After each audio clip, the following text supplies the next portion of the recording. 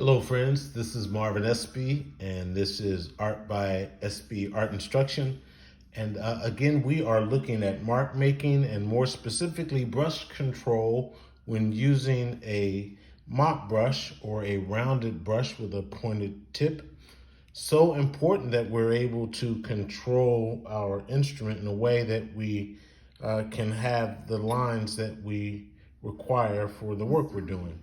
And on this demonstration, I want to focus on making a sharp line. I think sometimes even when we have a narrow brush with a long, narrow head, unlike this one, we still necessarily don't always get the desired mark. So as you can see, I'm holding my brush to the furthest end of the instrument. Feel free to choke up on well, that's a baseball term. When your baseball bat's too long, you hold it closer to the ball end of it. But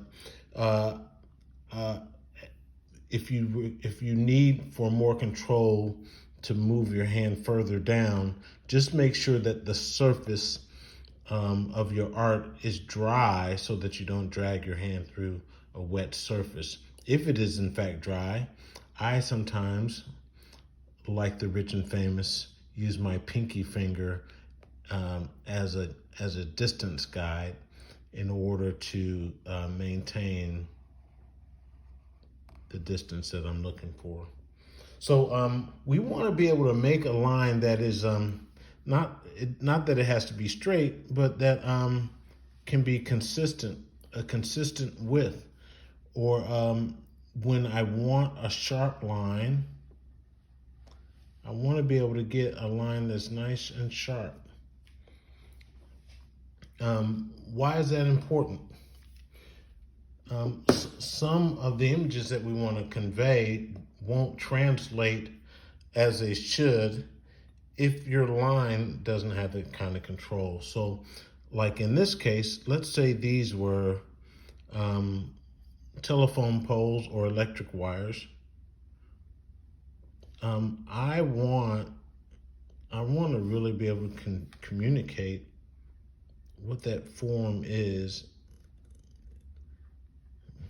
in the way that the viewer, even if it's suggestive, gets the sense that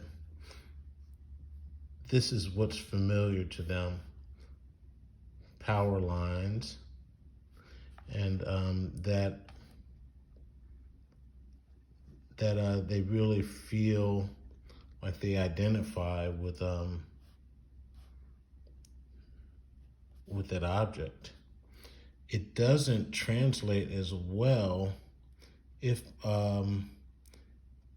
that width is if there's not control. See, that doesn't, to me, this doesn't jive as well, right? So let's do another example. Of course, I paint cityscapes a lot, so I'm often wanting to make power lines.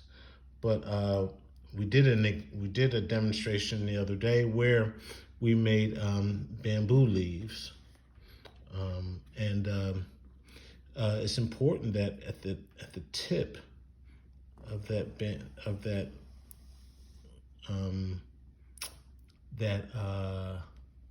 kind of grassy leaf, that grassy stem. Sorry, this is in my way.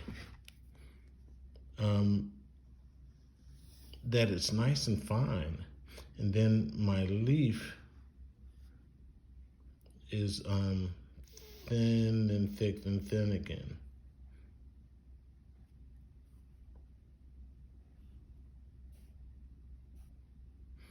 And when you're able to make a line consistently that is thin, thick, and thin again, then you end up having what someone can easily interpret as bamboo.